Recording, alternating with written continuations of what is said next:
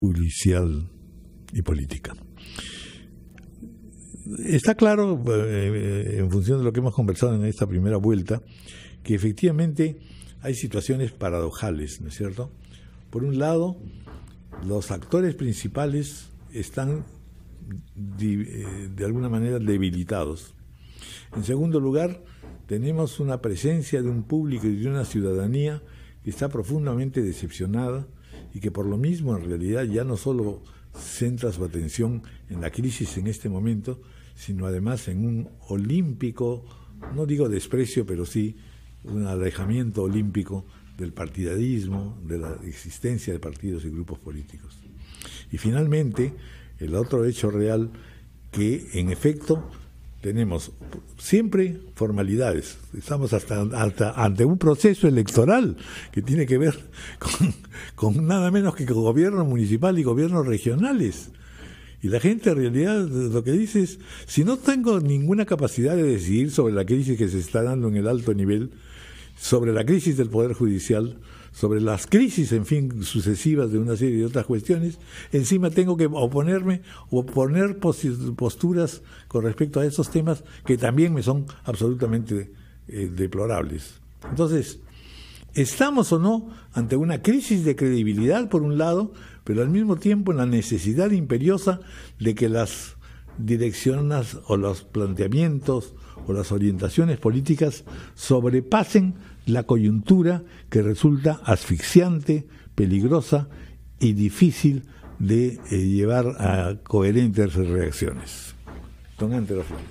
A veces yo creo que los que opinamos en todas estas cosas, que somos constituyente en mi caso, constitucionalista en el tuyo, periodista en el tuyo, Raúl, a veces metemos más madera, más leña a la hoguera y hacemos las cosas muchísimo más grandes que lo que son. Hace una semana estábamos en un lío de la patada, en que si había disolución del Congreso, si había vacancia, etcétera.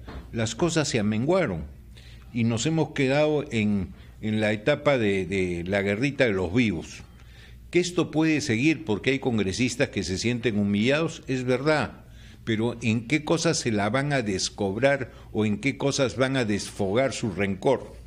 Uno, tienen en la revisión de los decretos legislativos debido a la delegación de confianza, y dos, tienen mecanismos de citar a los ministros, poder interpelarlos, etcétera, que eso pudiera ser con más frecuencia.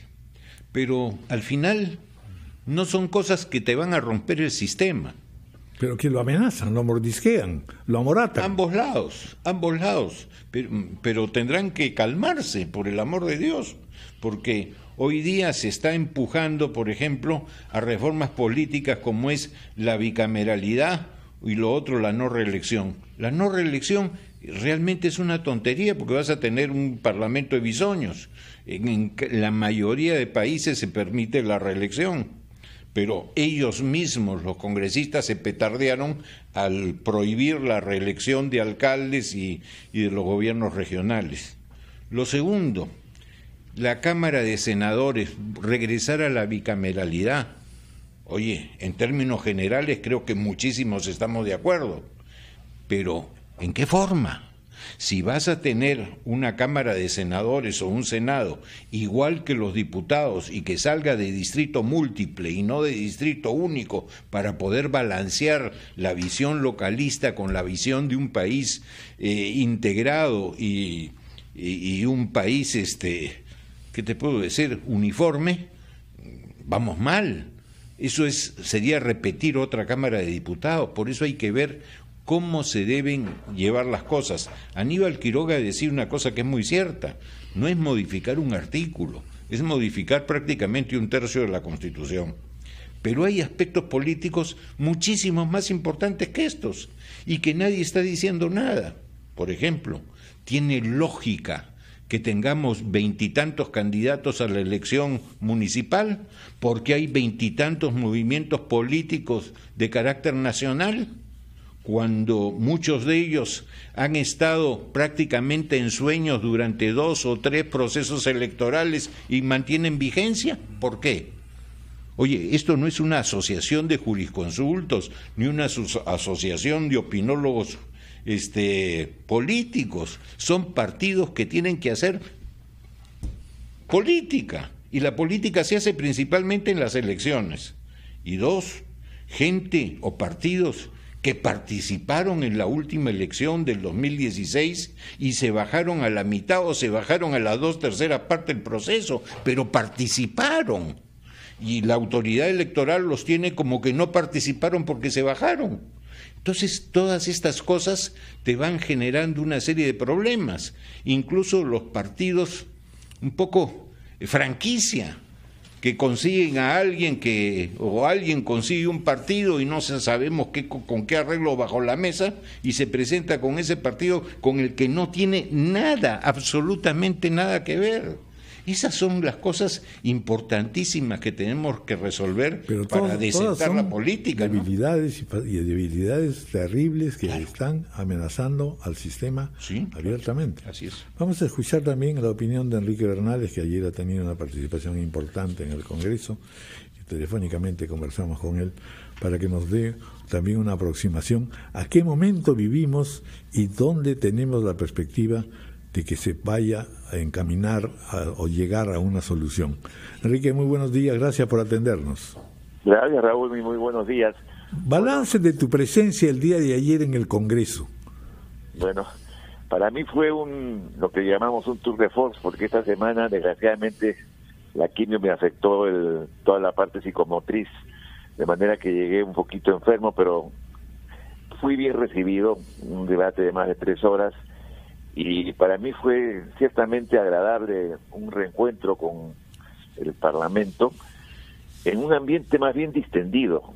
Yo encontré no solamente receptividad a lo que decía, sino también un esfuerzo de comprensión de las distintas bancadas, tratando de llegar a acuerdos concretos y que sean efectivos, porque en realidad, y esto me parece que lo comprendieron bastante bien, cuando se está haciendo una reforma constitucional que prácticamente es el todo del sistema legislativo, que incluye no solamente origen, composición, estructura y funciones de un poder del Estado, sino también relaciones con el otro Estado, con el otro gobierno, con el otro poder político, en realidad ese artículo 206 queda prácticamente convertido o convierte al Congreso en un poder constituyente sin dejar de ser un poder constituido. Y esa es la estructura real del artículo 206, a tal punto que inclusive ni siquiera le permite al presidente de la República tener capacidad de observar la ley, de manera que es responsabilidad del Congreso. Y esto creo que finalmente, más allá de la fronda, lo están entendiendo bien todas las bancadas. O se ponen las pilas o esto va para peor. Pero también quien tiene que ponerse las pilas es el gobierno y el propio presidente de la República. Las popularidades basadas fundamentalmente en estudios de mercado suelen ser muy efímeras. Cuidado. Pero dime una cosa, ¿podía o estaba en opción de hacer otra cosa el presidente Vizcarra? ¿Y por qué no? Un poco presidente del gobierno, es presidente del Estado. ¿Qué cosa es el señor Vizcarra? ¿Un pleitista con el Congreso? ¿Resuelve eso los problemas sustantivos del país? ¿O nos vamos todos Bueno, pero lo que pasa es que él actúa así porque el Congreso le estaba haciendo la vida imposible. Sí, pues, pero en el estadista está la capacidad de comprender, de resolver y de superar, y no de ponerse a pelear como chiquillo. ¿Tiene solución esto? Yo creo que sí. Si el ambiente que yo he visto ayer en el Congreso es el que prima, tanto que inclusive ayer varias de mis sugerencias se han aprobado y está aprobado ya el sistema bicameral, o sea, significa que el Congreso finalmente está caminando. Pero lo importante no es caminar en un solo pie, hay que caminar sobre los 2 pies. Y en esto se necesita también que se bajen los extremos y que se converse y se hable con un tema que no sea altisonante, que no sea callejero, sino que sea realmente con un nivel de estadista, por un lado y por el otro. Si no, ¿cómo se llega al consenso? ¿Cómo se hace una constitución?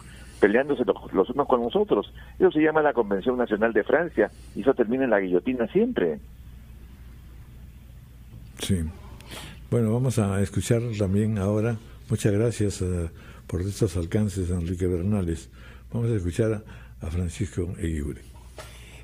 Yo sí. Es interesante lo que vamos evolucionando, es decir, que en realidad la situación es complicada, pero sí va teniendo visos de encontrar una solución que no sea ni la normalidad, ni el golpismo, ni la arbitrariedad.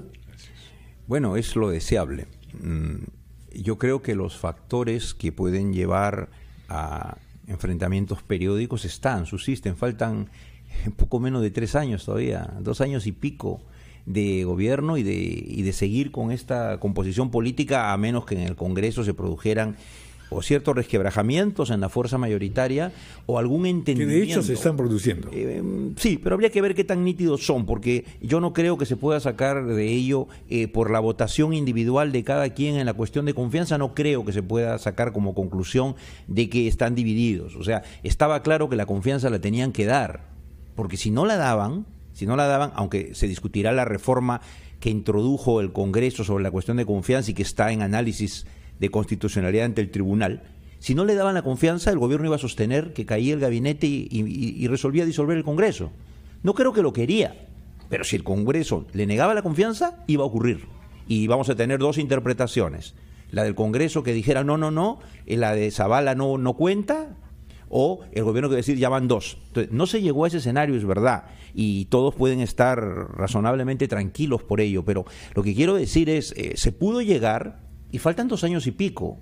Entonces, los mecanismos para el conflicto están, a menos de que se pueda fijar una especie de agenda común en temas importantes que, más allá de las diferencias que tienen que haber entre gobierno y oposición, pudieran consensuarse. O sea, como una agenda, o ahora como se puso de moda alguna vez llamar cierta hoja de ruta de convivencia, llamemos así, en base a aprobar ciertas reformas, ciertas leyes, ciertas medidas económicas. La semana que ha pasado, incluso la previa, sí, la prensa, que de alguna manera es un termómetro, han vivido pendientes todo de si hay confianza o no, si se suele efectivamente, al punto que faltan 2 semanas para las elecciones y recién de vez en cuando empieza a aparecer, más allá de los letreros en las calles y de las campañas que supongo harán caminando, en algún programa o en algún aviso pagado, los múltiples candidatos. O sea, las elecciones estas, no recuerdo yo elecciones municipales, al menos en Lima, que hayan pasado tan inadvertidas.